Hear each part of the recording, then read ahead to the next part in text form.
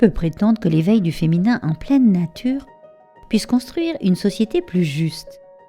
La femme que je suis, qui a la passion de guérir la femme blessée et la conduire vers les mondes spirituels de l'écologie et de l'énergie.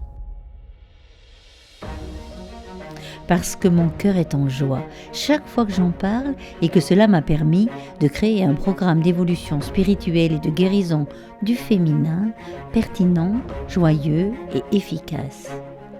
C'est dire combien je me sens tout à fait complète et comblée quand je pense à coacher en ligne et en présentiel des femmes qui sont attirées par ma personnalité joyeuse et tranquille pour qu'elles réussissent durablement leur montée en puissance.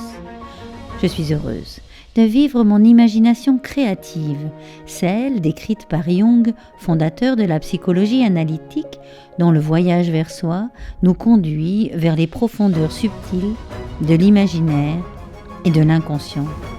Cette imagination créative offerte aux femmes dans une pratique vivifiante offre une maturation accélérée de la personnalité. Je suis devenue féministe dans l'histoire de ma plus tendre enfance.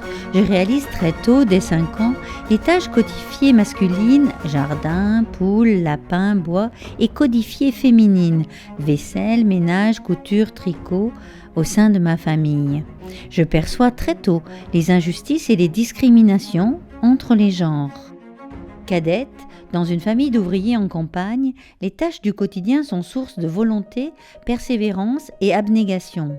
C'est une marque éducative forte du savoir-faire. C'est sûrement pourquoi j'ai autoconstruit ma maison éco-biologique en tant que maître d'œuvre. Petite fille des bois et des rivières, des cueillettes gourmandes, des tisanes, je suis initiée aux soins médecine douce qui me passionnent depuis toujours. Je guéris mes proches pendant 40 ans uniquement par les plantes.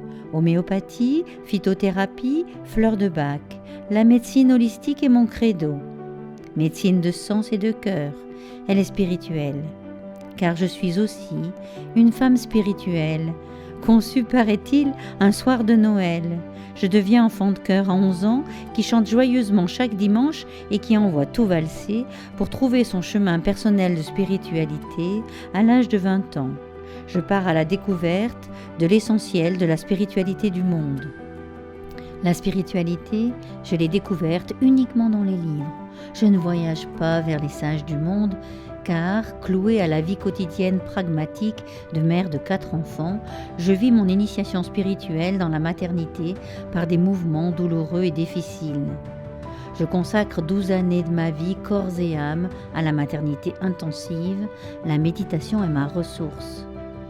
Je deviens énergéticienne à 40 ans et je commence à apprivoiser les savoirs passionnants de ma quête corps, âme, esprit. J'entre à l'université à 40 ans pour un master sciences humaines et j'encadre des cercles de femmes. Je vis les guérisons des cycles du féminin à travers leurs règles au doux nom de lune dans des ateliers artistiques. Je ressens alors une communication de vibrations dans le monde de la nature avec le grand tout. Je suis en train de vivre une autre dimension de celle que je suis. J'ai la force aujourd'hui de proposer au cœur du féminin aussi, et j'ai envie de dire plutôt, peut-être avant tout, un regard neuf et spirituel sur la maternité comme voie initiatique.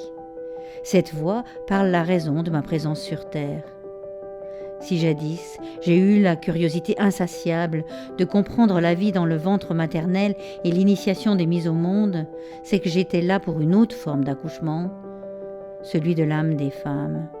Alors, je suis en joie de réaliser mon rêve, être rayonnante et attendue comme guérisseuse et guidante du féminin en chemin.